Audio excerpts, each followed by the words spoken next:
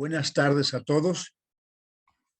Buenas tardes a todos a nombre de Berenice Lozano y de la Casa del Viaje. Sean bienvenidos a este epílogo que estamos haciendo de España.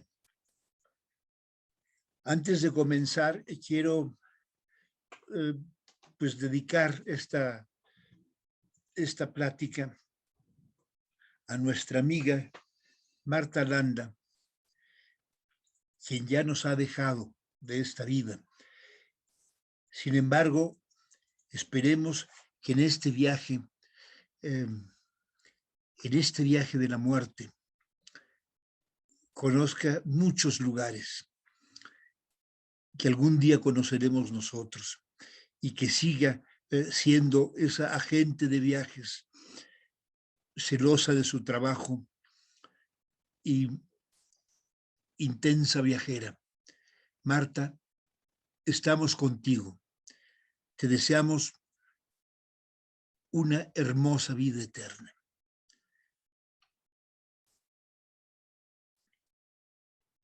Vamos a iniciar. Bueno, escuchamos la canción. Uno de nuestros asistentes me la ha solicitado ya en 2 ocasiones.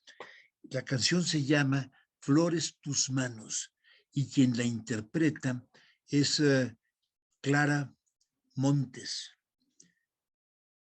Es una canción andaluza, bellísima, y bueno, espero que la haya disfrutado esta persona que nos la solicitó. Vamos a iniciar en esta ocasión, vamos a iniciar terminando la ruta de Castilla, que iniciamos el recorrido en estas últimas sesiones, y vamos a comenzar hablando del legado cultural de España.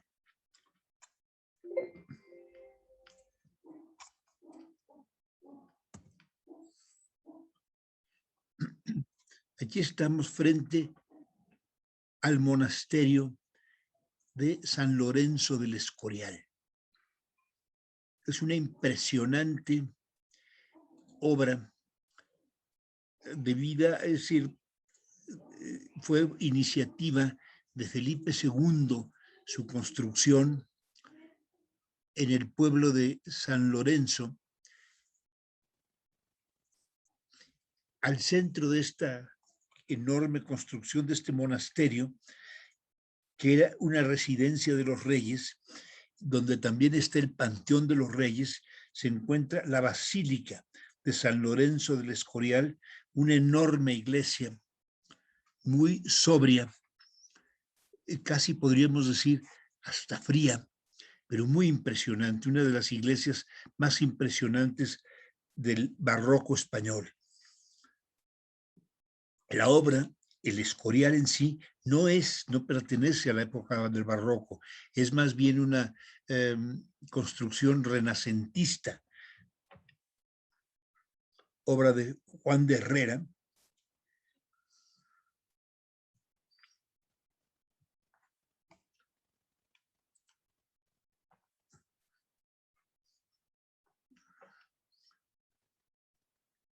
Aquí estamos en el inmenso patio. Aquí está el acceso a la basílica. Aquí se puede apreciar las proporciones de este impresionante monumento. Algo que siempre nos llama la atención del Escorial es esta arquitectura tan sobria, casi carente de adornos. Salvo la iglesia, el resto del edificio es casi rectilíneo.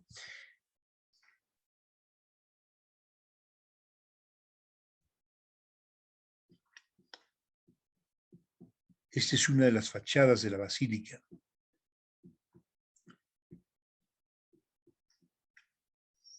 Y este es el retrato de Felipe II.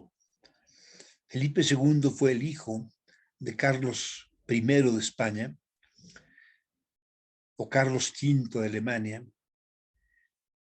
llamado también el emperador de Occidente, porque fue durante su reinado cuando España expandió sus fronteras a unos niveles cósmicos, de ser un país que tenía un imperio, porque él, Carlos I de España, él había heredado un imperio por el lado paterno.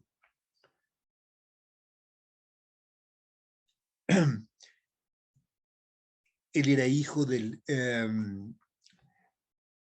Maximiliano, el emperador del Imperio Románico Germánico o del Sacro Imperio Romano Germánico. Entonces, al fusionarse estos dos intereses,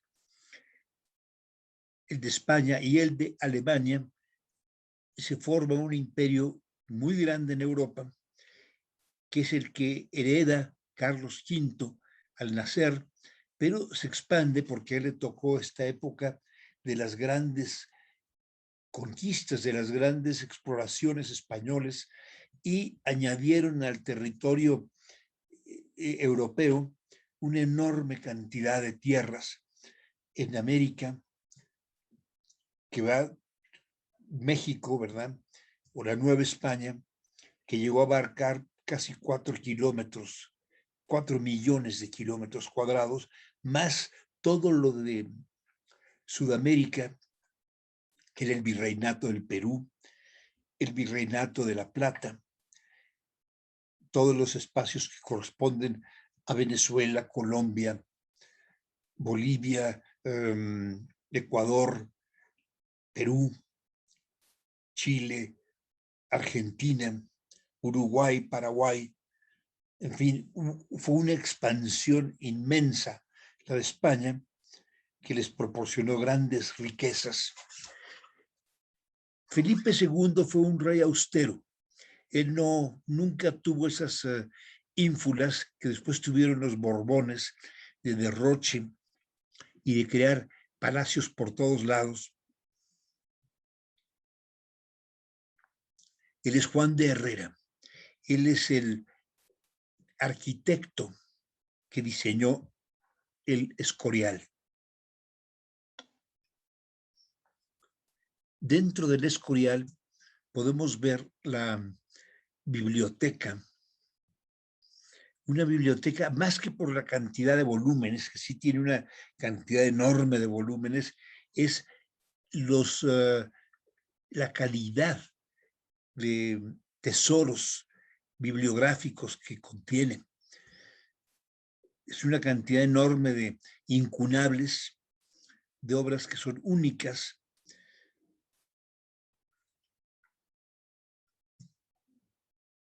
Estos libros requieren, para poder ser prestados, un permiso especial y, por supuesto, no en esta sala, hay salas especiales donde se pueden consultar. Y este es el interior de la basílica. Estamos en el coro. Aquí está la sillería. Aquí en medio tenemos el fascistol, que es donde se colocan los libros de la liturgia. Y al fondo está el altar mayor. No, perdón, es una de las capillas del Escorial. Este es el altar mayor.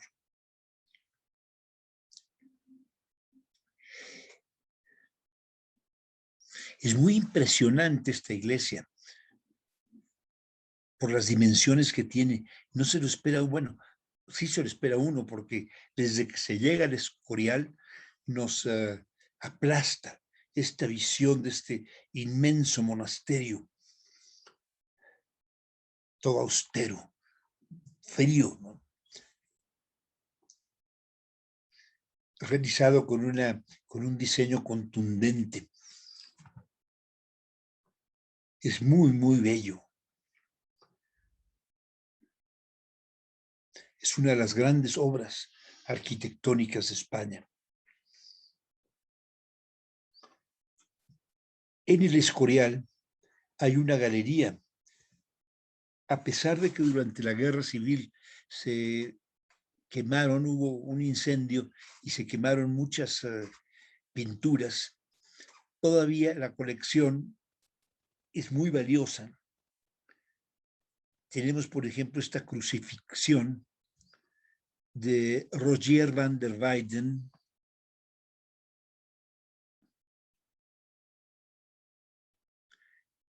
En ocasiones también colocan aquí el descendimiento de la cruz de Rogier van der Weyden. La verdad es que no me atrevo a afirmar si esa obra pertenece a la colección del Escorial o es un préstamo que ocasionalmente concede el Museo del Prado. Y este es inconfundible, el Greco. Esta pintura se llama El martirio de San Mauricio.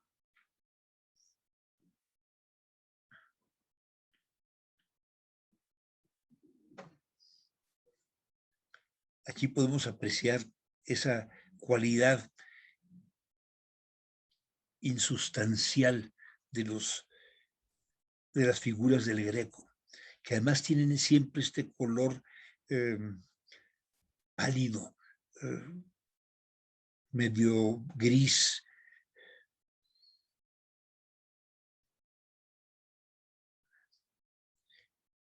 Y estas nubes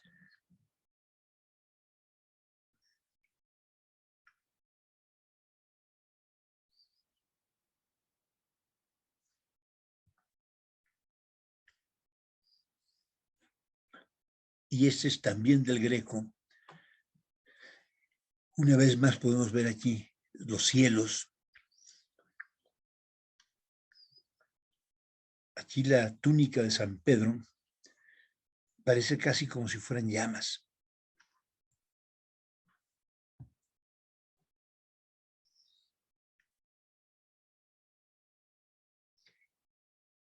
Y este es el manto de José.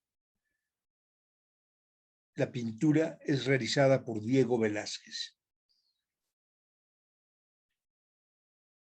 Es una de las pinturas de su primera época.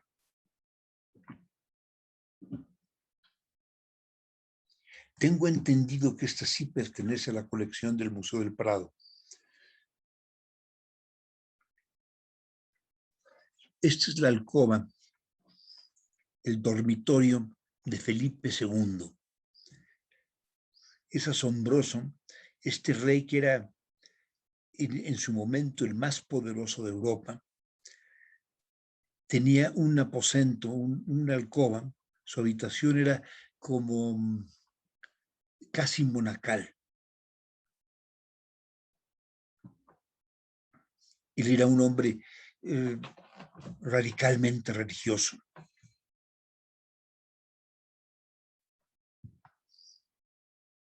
Y había un balcón desde donde él podía presenciar la misa en la basílica. Esta alcoba está pegada a la basílica. Este es en el Escorial, el Panteón de los Reyes. Aquí están enterrados la mayor parte de todos los reyes de España.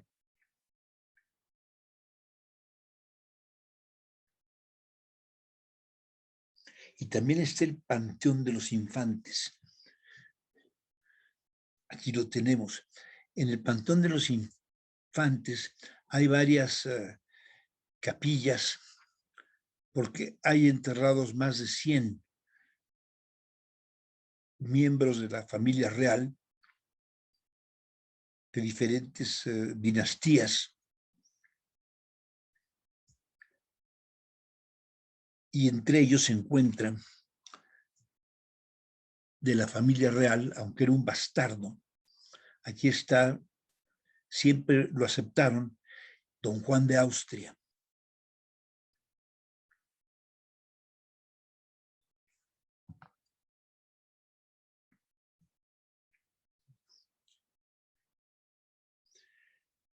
Estos son los jardines, algunos de los jardines del Escorial.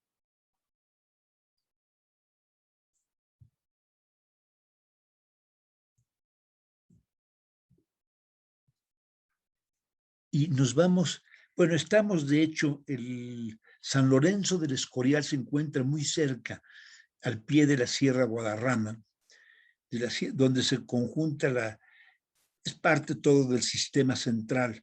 Es una cordillera que nace en Portugal y se continúa en el centro de España, en la Sierra de Gredos y la Sierra Guadarrama. Y aquí, en donde se juntan, se encuentra el Escorial, San Lorenzo del Escorial, y se encuentra el Valle de los Caídos. En medio de un panorama impresionante, aquí podemos ver esta vista fabulosa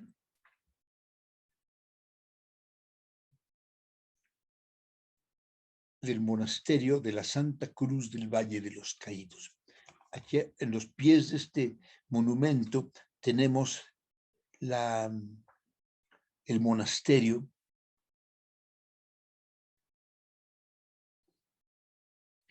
Este fue una obra, ¿qué les puedo decir? Le llaman, y siempre se le ha llamado, el monumento del franquismo. Francisco Franco lo construyó. Se dice que como su propia tumba, él siempre afirmó que era la tumba de todos los caídos en la guerra civil española, que lucharon por Dios y por la patria. Por supuesto, se refería a todos los falangistas.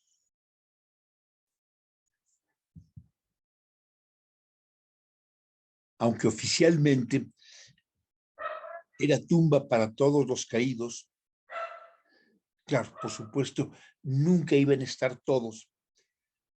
La guerra civil cobró muchísimas más vidas de las que están aquí enterradas. Fue una guerra atroz entre hermanos.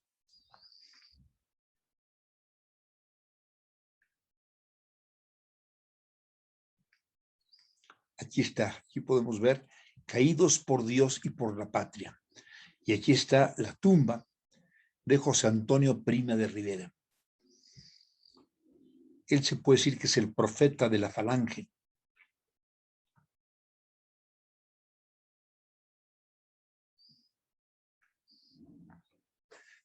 Y aquí estamos frente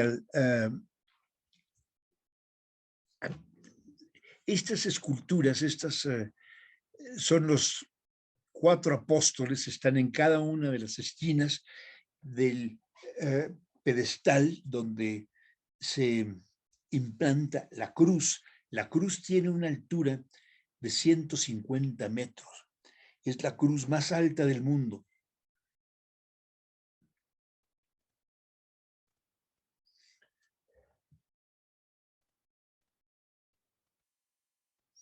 Aquí está San Juan.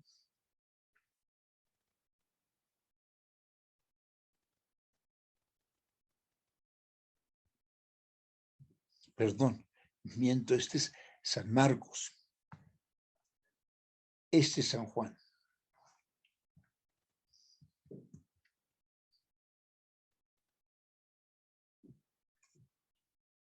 Y después vienen estas efigies que son, esta es la justicia.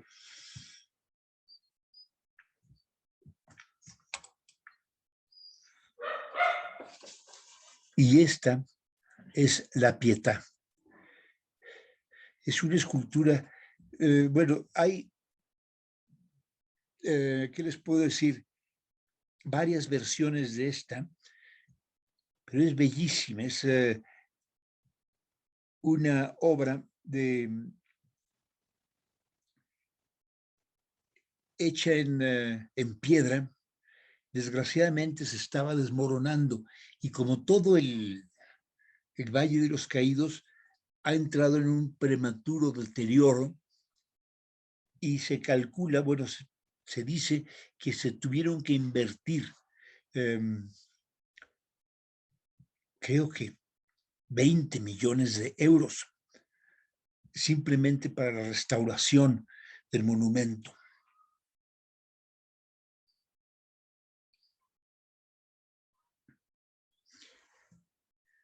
Es una obra, el Valle de los Caídos, que le resulta costosa a España, y el actual gobierno no está del todo de acuerdo en seguirla manteniendo. Lo que pasa es que ya es un problema de tipo social. No la pueden dejar caer, pues es una obra que representa una época muy importante, muy dramática en la historia de España. Aquí podemos ver la explanada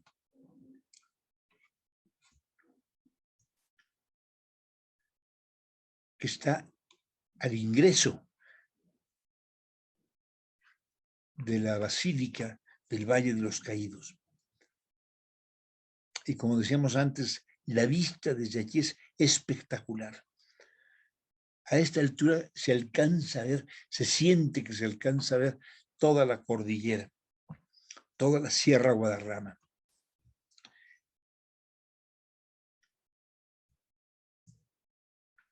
Y este es el interior de la basílica, es la nave principal. Aquí estamos viéndola desde el altar hacia la reja de acceso. Y aquí la estamos viendo a la inversa, desde la reja hacia el altar. Allá al fondo podemos apreciar el altar espléndidamente iluminado. Esta es una serie de esculturas que están a lo largo de la nave. Y aquí tenemos el Cristo de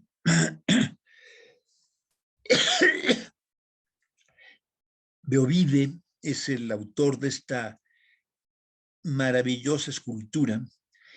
Es una escultura en madera, hecha en madera de enebro. El enebro es el junípero.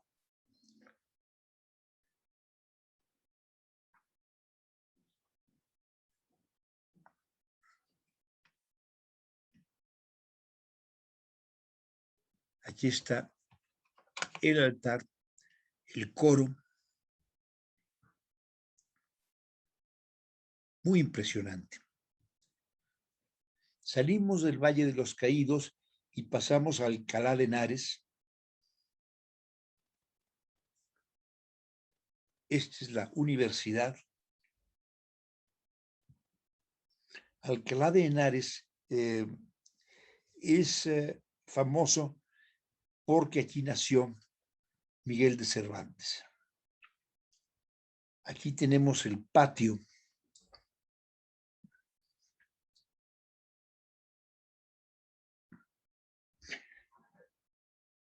Ese es el patio central del edificio de la rectoría de la universidad.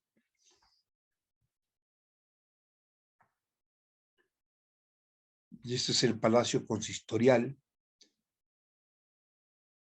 una de las callecitas de Alcalá.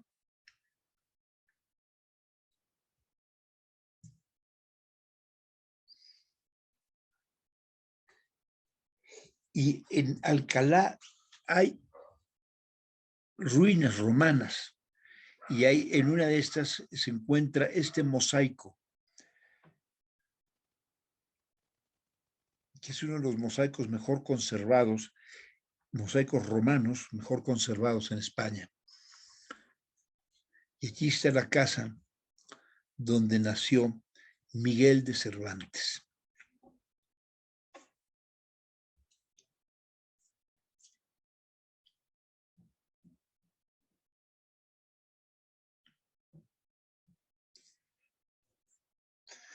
Un comentario que mucha gente me hace: oye, pues nació en una casa bastante buena.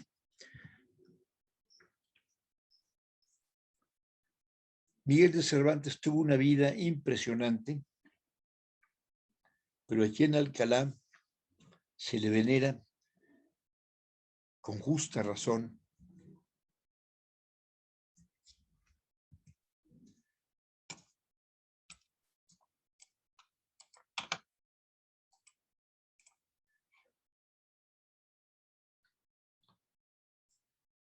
y este es el monumento, obviamente, a Miguel de Cervantes.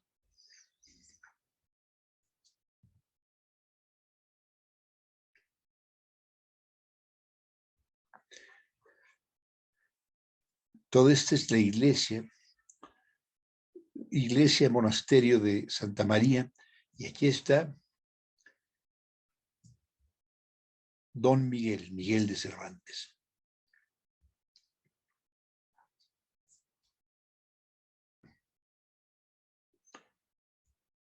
Bueno, vamos a empezar con el legado cultural de España.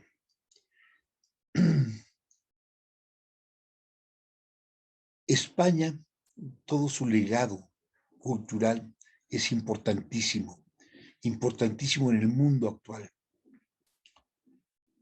Entre las grandes contribuciones de España a la historia del mundo, una de ellas es la lengua.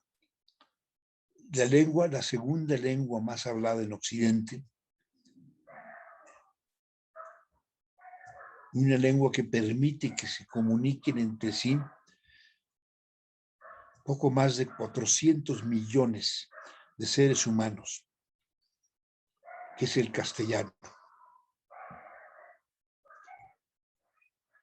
Y esta es una de las primeras obras literarias en un castellano primitivo, si quieren, pero se puede decir que es la primera obra realizada en español que merece una mención de honor en la historia de la literatura de nuestra lengua, que es el Cantar del Mío Cid. Es toda esta historia de este paladín que luchó contra los árabes, que después se enfrentó en lo que le llaman la afrenta de... Perdón.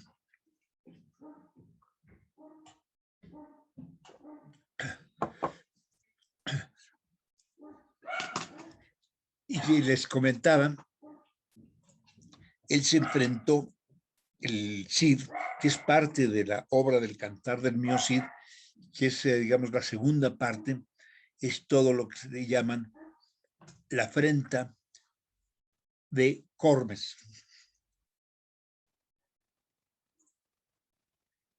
que es la historia del rapto de las hijas. Él dio a las hijas a los infantes de Carrión como esposas. Ellas fueron violadas, maltratadas, vejadas, y el Cid luchó contra ellos y finalmente pudo casar a sus hijas, bien casadas con unos caballeros honorables. Aquí tenemos un grabado muy antiguo del Cid Campeador, y esta es una pintura de las hijas del Cid.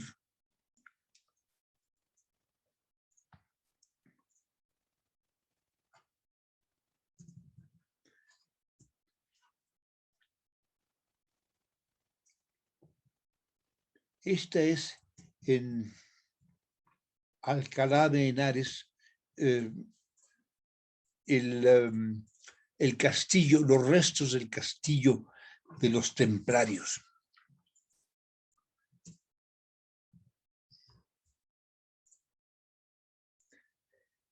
Otro de los grandes personajes de la literatura española es Jorge Manrique.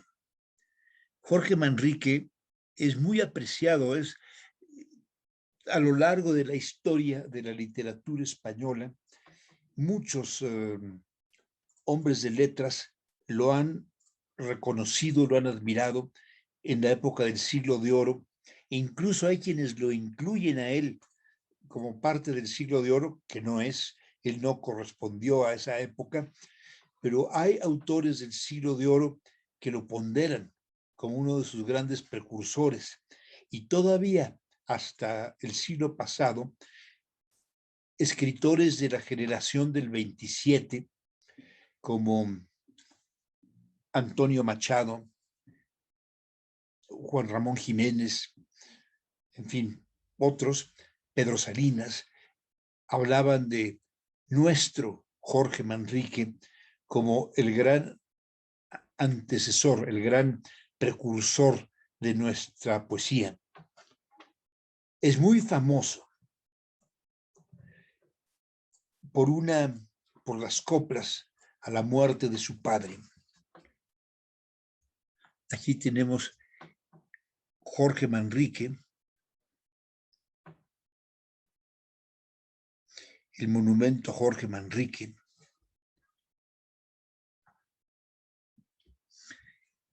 Y esto, por si no lo recuerdan o no lo conocen, les leo el inicio de las coplas. Recuerde el alma dormida, avive el seso, que despierte, contemplando cómo se pasa la vida, cómo se viene la muerte, tan callando, cuán presto se va el placer, cómo después de acordado da dolor, cómo nuestro parecer, cualquier tiempo pasado, fue mejor. Y se sigue después, es bellísimo, es un canto a su padre muerto, don Rodrigo de Manrique, muy sentido, pero siempre con ese sentimiento contenido, nunca dramático, muy digno de un caballero español. Jorge Manrique fue un hombre de armas también, como muchos de los poetas, de los grandes poetas de la época dorada de España. Bueno, Garcilaso de la Vega, admiradísimo por muchos, por casi todos los que le siguieron, también como un gran precursor, introductor del soneto al estilo italiano. Él escribió poemas amorosos, pero además fue un gran guerrero. Él era un hombre que se destacaba en la guerra, en la milicia, como un paladín muy destacado.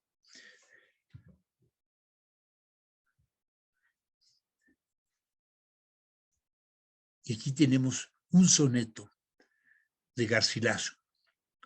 A la entrada de un valle, en un desierto, donde nadie atravesaba, ni se veía, vi que con extrañeza un can así extremos de dolor, con desconcierto.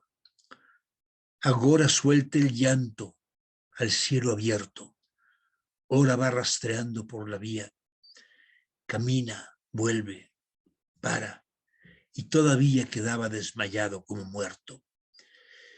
Y fue que se apartó de su presencia su amo, y no le hallaba, y eso siente.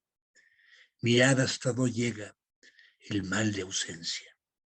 Movióme a compasión ver su accidente. Díjele, lastimado, ten paciencia, que yo alcanzo razón y estoy ausente. Muy bonito poema dedicado a un perro. Y de él ya habíamos hablado, Fray Luis de León. Fue maestro de poetas, catedrático en la Universidad de Salamanca, un hombre muy controvertido.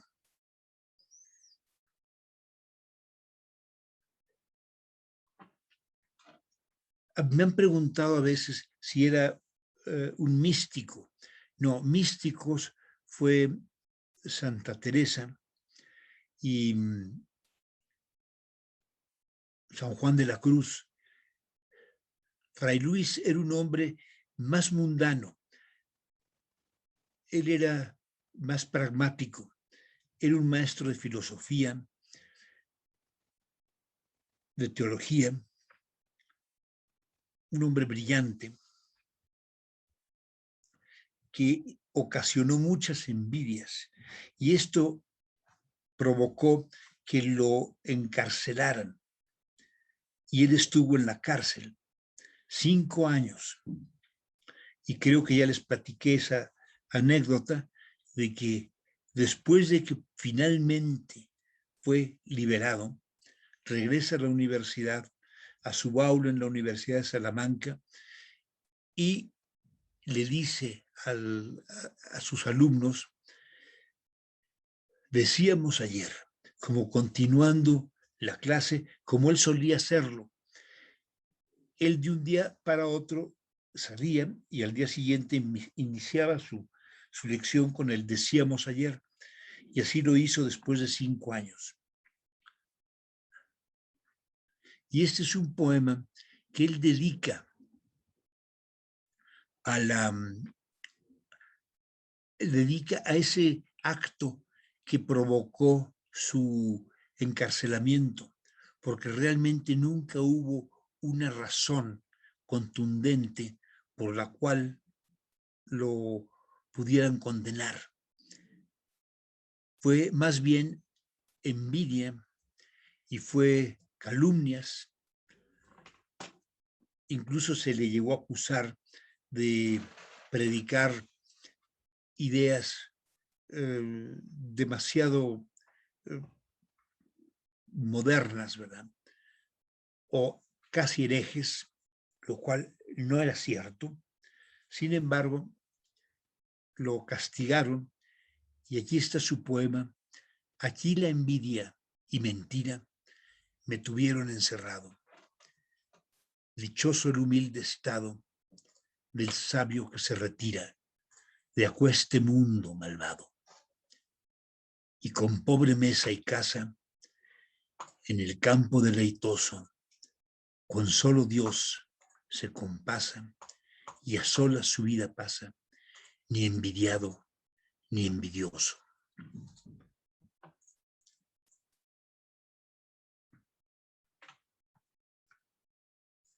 Y bueno, aquí está uno de los grandes entre los grandes, don Francisco de Quevedo. Francisco de Quevedo es madrileño, era un hombre de baja estatura, rechoncho, medio ciego, feo,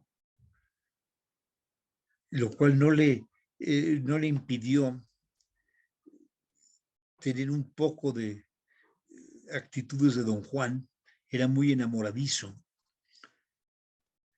era un hombre de un carácter explosivo, y podía ser verdaderamente vitriólico. Tenía una pluma más filosa que un bisturí y podía despedazar a sus rivales, entre los cuales se encontraba el poeta cordobés don Luis de Góngora. Entre Luis de Góngora y Francisco de Quevedo había un odio que ya rayaba hasta en cariño. ¿Qué les puedo decir? Como que no podía el uno vivir sin el otro. Se necesitaban para poder destilar toda la ponzoña que poseían ambos, porque ambos eran bastante ponzoñosos. Quevedo le dedicó un poema que inicia: érase un hombre a una nariz pegado, hablando de la nariz prominente de Luis de Góngora. Pero ahí no se quedaba, podía llegar hasta lo escatológico. y de lo escatológico, vulgar, de lo más soez, que era algo paradójico. Un hombre que llegó a veces a alcanzar niveles sublimes en su poesía, que pudiera llegar tan bajo. Pero esa era la paradoja de don Francisco. Siempre fue una figura muy, muy fascinante. Hay una obra de teatro de Alejandro Casona que se llama El Caballero de las Espuelas de Oro. Yo aquí en México nunca la he visto que la hayan representado. Tuve la suerte, la oportunidad de verla en España, en Madrid. Fabulosa. Ahí plantean toda esta pugna que tenía don Francisco con Góngora y sobre todo con el conde duque de Olivares. A pesar de que él fue protegido en un principio por el conde duque, pero después no se entendían. Y él sabía que el conde duque era un hombre abusivo, corrupto, tiránico, podía ser cruel. El conde duque de Olivares era el valido del rey Felipe IV de España. Estamos hablando de esta época que coincide con Diego Velázquez. Y Francisco de Quevedo, él luchó mucho al grado que esto le ocasionó que lo metieran a la cárcel. Él también estuvo en la cárcel, vivió en Nápoles, donde tuvo amores importantes. Regresó a Madrid.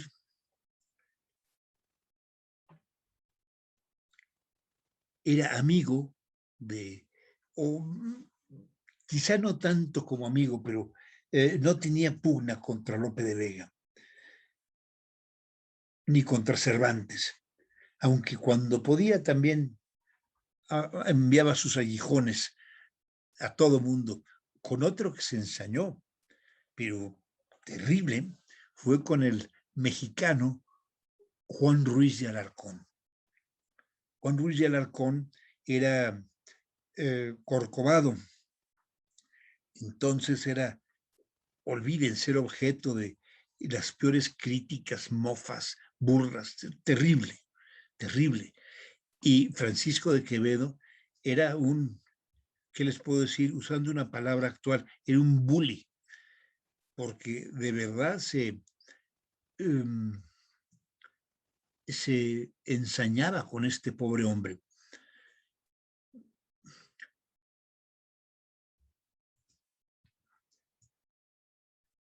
Ahora, como poeta, es un extraordinario poeta.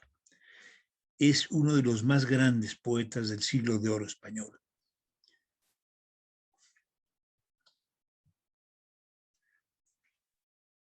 Les leo este. A fugitivas sombras doy abrazos.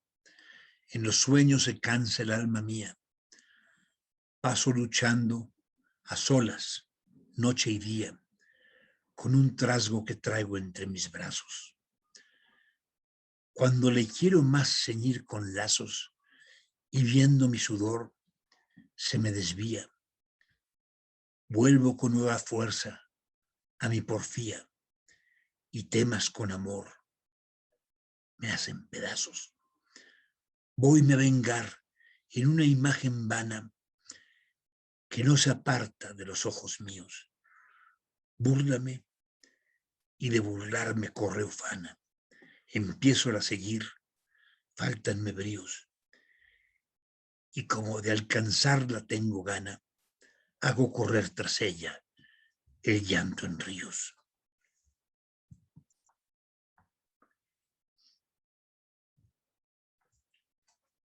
Y aquí tenemos a uno de los más grandes representantes de las letras españolas.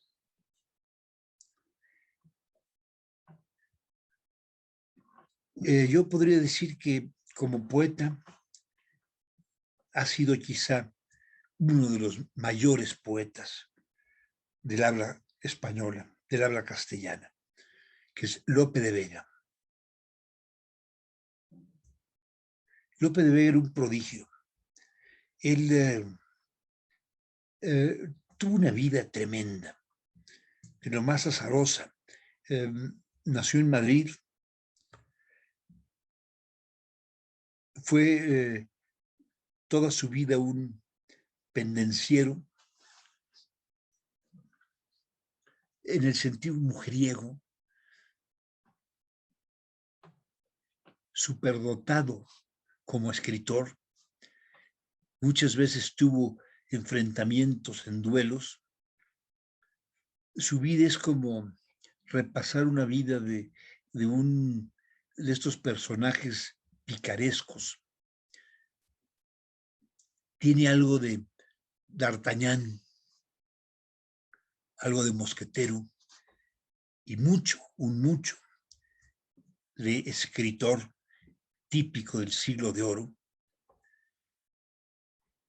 Es autor, se dice, de más de 1500 comedias, 1500 obras de teatro.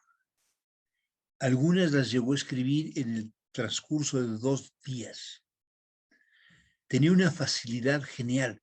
En ese sentido, era un genio, porque le fluían las palabras como un torrente incontenible y armaba sus historias con una asombrosa rapidez y facilidad que dejaba deslumbrados a todos los demás dramaturgos de su tiempo. Era tan impresionante que le llamaban el monstruo de la naturaleza, por esa cualidad desenfrenada en la forma de crear comedias. Además de comedias, hizo relatos en prosa, novelas. Ninguna le llega a las alturas de las novelas de Cervantes, pero como poeta y dramaturgo, creo que no hay otro que se le pueda comparar. Él compuso muchísimas obras que actualmente se siguen representando.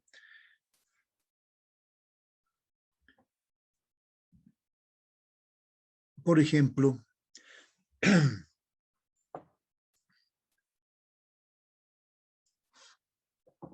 una de sus más célebres es Fuenteovejuna.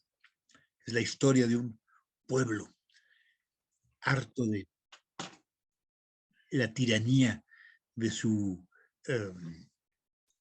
comendador, o que, como dicho en otra forma, digamos, del alcalde, que era un tirano. Se levantan armas y lo matan. Y cuando hacen la pregunta, ¿verdad?, que llega el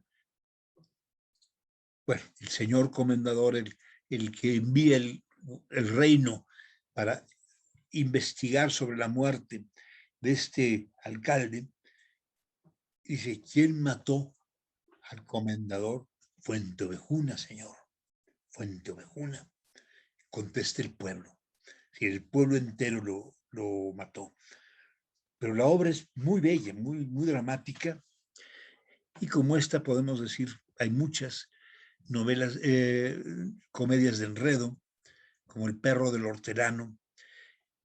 Lope de Vega merecería toda un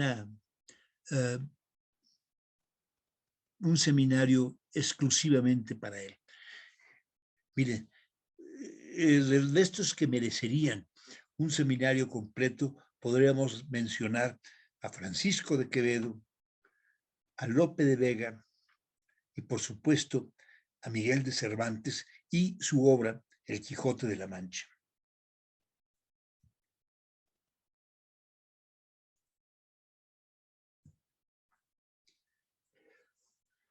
Este es un soneto de Lope de Vega: ir y quedarse, y con quedar partirse. partir sin alma e ir con alma ajena, oír la dulce voz de una sirena y no poder del árbol desasirse, arder como la vela y consumirse, haciendo torres sobre tierna arena, caer de un cielo y ser demonio en pena, y de serlo jamás arrepentirse, hablar entre las mudas soledades, pedir prestado sobre fe paciencia, y lo que es temporal, llamar eterno, creer sospechas y negar verdades, es lo que llaman en el mundo ausencia, fuego en el alma y en la vida infierno. Es un soneto que él dedica a la ausencia y a los celos que genera la ausencia del ser amado. Lope de Vega estuvo casado, bueno, oficialmente casado 2 veces. Cuando muere su primera esposa, él se mete de monje, toma la orden sacerdotal y en el andar de la vida se enamora de,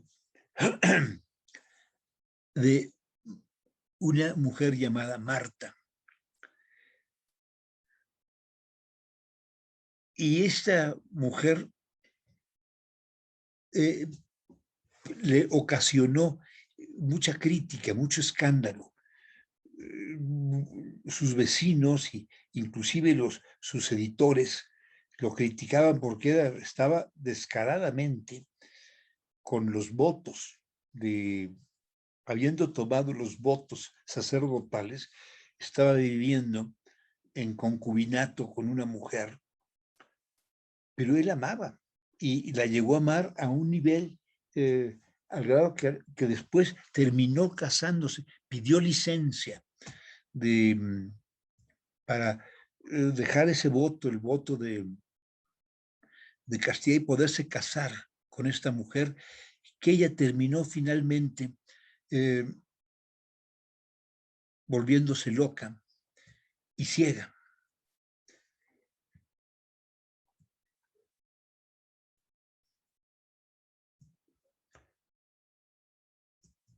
Este es otro de sus sonetos.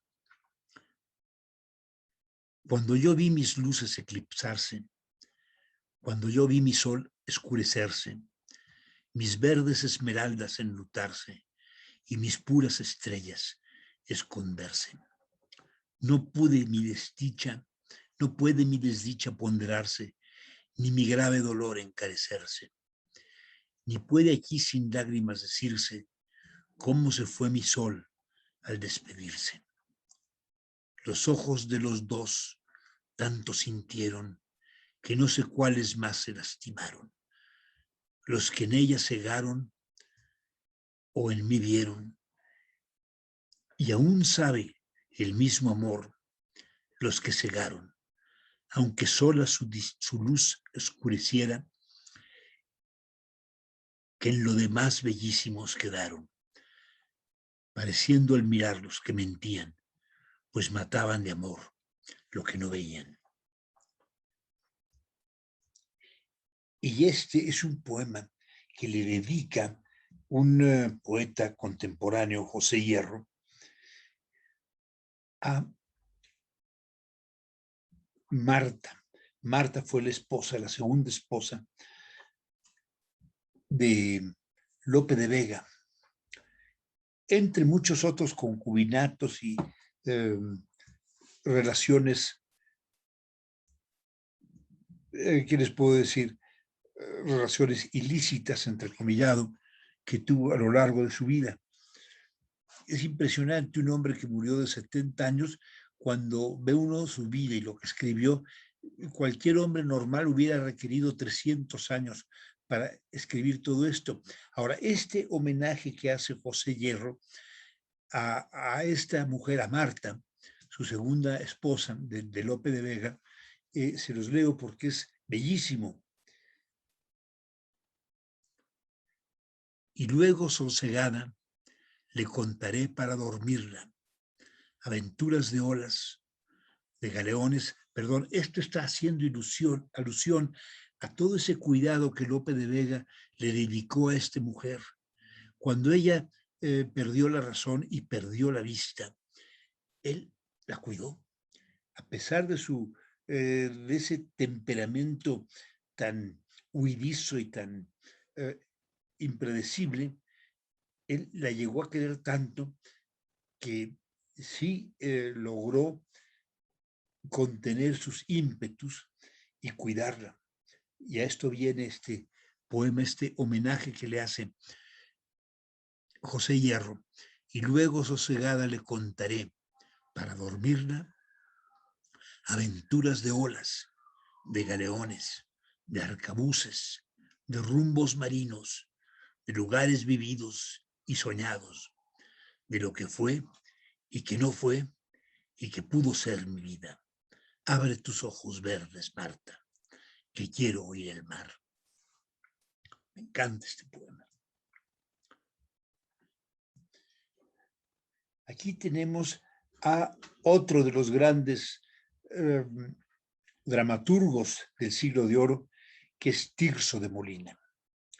Tirso de Molina nunca llegará a tener las alturas de Lope de Vega, y su obra más famosa, esa sí ha pasado a la historia y ha cruzado los siglos, ha influido y ha inspirado otras obras, que es el burlador de Sevilla, que es la historia de Juan Tenorio.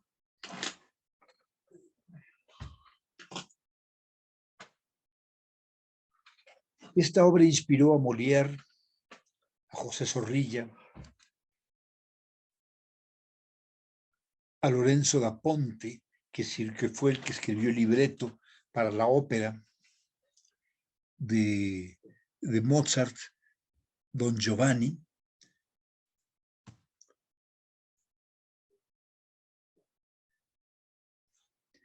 Y este es el monumento que se construyó en Madrid a Pedro Calderón de la Barca.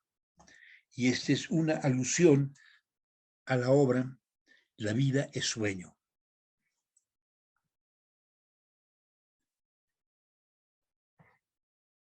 Y bueno, antes de concluir, nada más quiero mencionar de Miguel de Cervantes. Es el autor de esta obra maravillosa. Este es un dibujo de Picasso.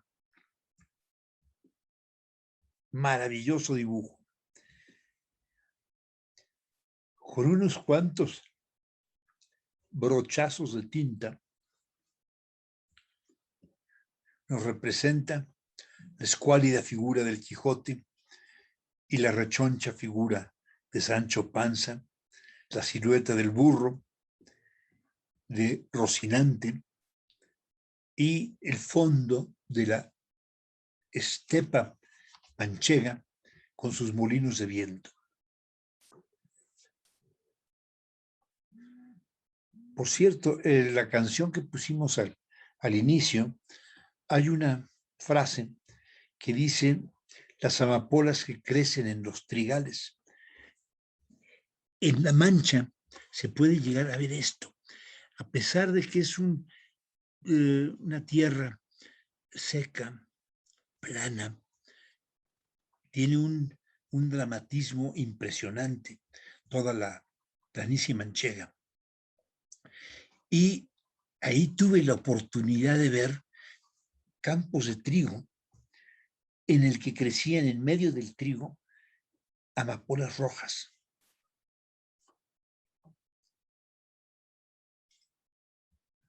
Y bueno, nos despedimos. Vamos a continuar con este homenaje al legado de España, que es muy vasto, muy importante. Todavía tenemos que terminar de hablar de las letras hasta llegar al tiempo contemporáneo, recordar a los grandes pintores y bueno, el impacto que ha creado España en la historia.